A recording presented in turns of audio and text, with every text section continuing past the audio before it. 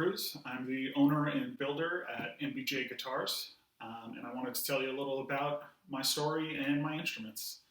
I started building around 13 years ago, and I began my apprenticeship with Carl Thompson. I was, at the time, studying classical upright bass at college, and I was calling some instrument makers to see if I could get an apprenticeship. I was always, since high school, kind of interested in learning how to build instruments. So eventually I called Carl, and he invited me to come hang out at a shop one day, and it's been 13 years, and I haven't left since. I apprenticed with Carl for a couple years, and then eventually he hired me on to work alongside him, as well as the guys who were there at the time, Pete Hilton and Kelvin Daly. I worked with Carl for a couple of years, and then was sort of there part-time, and also spent a little bit of time working at Roger Sadowski's shop, doing some sanding work and some fingerboard leveling and things like that for him.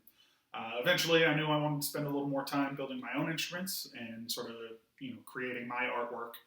So I left Roger's shop, but still stayed with Carl and started building my own instruments under the name MBJ Guitars. The name MBJ actually was a little bit of a tribute to my parents, who helped me out big time in the beginning as I was apprenticing with Carl. I somehow convinced them that quitting college and living in New York City, making zero money while I learned how to build guitars was a good idea. So the name MBJ was actually Moonbeam Jr. My mom's nickname was Moonbeam. So that was a little bit of a nod to them and the support I got from them. When it comes to building my instruments, one of the things I really focus on that I learned from Carl and also learned from Pete and Kelvin, the other two guys that were in Carl's shop, is the utility of the instrument and keeping things with the end goal of having them function properly on stage, in the studio, in somebody's practice room. It doesn't really matter where. One of the things I really focus on is trying to keep things pretty simple. Even though, a lot of times the instruments end up looking really fancy with all the different woods and the carving and inlays and that kind of thing. The real foundation of the instrument, I try to keep as simple as possible. Sometimes subtraction is a sharper tool than addition. While I certainly do add some fancy things to my instruments, like the woods and the carving that you wouldn't see on, a factory-made instrument, getting rid of unnecessary things is just as important a tool to make something work properly.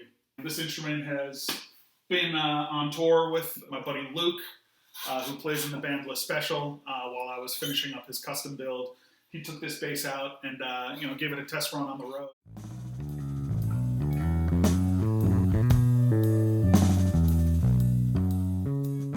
I only work on my stuff part-time since I'm still working with Carl these days.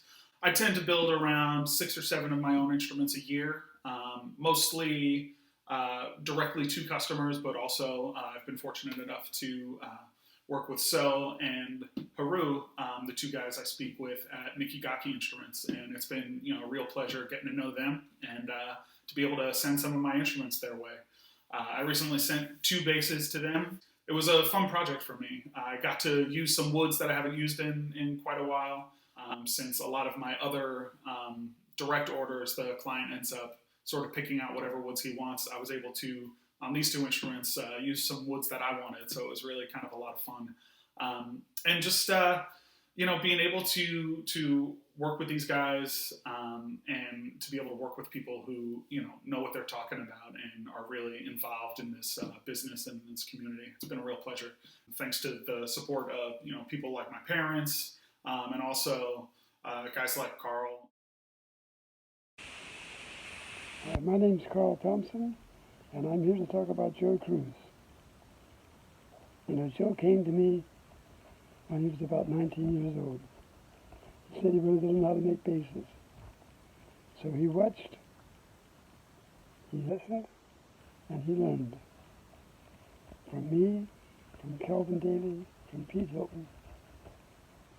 Now it's some almost 14, 15 years later. Joe now has his own shop, builds his own instruments. They're beautiful instruments. They're good instruments. I could talk about Joe all day, all the nice things he's done for me, the great work he's done here in his shop over the years. I'll just say one thing. If I didn't make my own basses and I was going to look to buy a new bass, I'd buy one of Joe's, that's for sure. You know, guys like Pete and Kelvin, and also my good friend Julian Gaffney, who has built a couple instruments for MIKIGAKKI as well. He's an incredible acoustic guitar builder, and he's actually my neighbor right behind this wall. It's been a real pleasure kind of working in separate spaces, but alongside him and learning from him as well. I was introduced to Joe Kruse through our mutual friend and mentor, Roger Sadowski. And I was immediately taken with Joe's deliberate and gorgeous craftsmanship. Since then, we've become really close friends, and I consider myself very lucky to have Joe as both a colleague and a neighbor. I absolutely adore his work. One thing Carl always talks about is how to learn, learning through observation and not just constantly pestering these guys with different questions. Another really important thing you learn from Carl is to never become, a master. It's really kind of an interesting philosophy to always have the mindset of a beginner, and to constantly try to learn more and not get stuck in your ways and always be open to evolving. And sometimes you try new things and you learn that that's not the way to do it. But even in Carl's shop, going on 46 years later, Carl's still trying new things and asking us to try new things, and we teach Carl a lot. Carl teaches us a lot. That environment of working together rather than just working for somebody has been really important in my development. Every once in a while at Carl's shop now, it's Carl, Kelvin, and I. The three of us will stand around a piece of wood and just discuss the best way to approach whatever task is at hand. And we bounce ideas off each other, and we point out flaws in other people's ideas, and sometimes we step away from it and realize that none of us were right, and maybe we'll get back to it tomorrow and come up with a better plan. So that idea of learning by never accepting that you know the answer and there might always be a better way has really led me to constantly try to get better at what I do and pursue higher level of artistry in my instruments. Again, I want to thank So and Haru, the two guys I've been in touch with at MIKIGAKKI. It's been a real pleasure being able to work with them and send them my instruments. And I'm looking forward to getting some more instruments out to them soon. Thanks a lot, guys.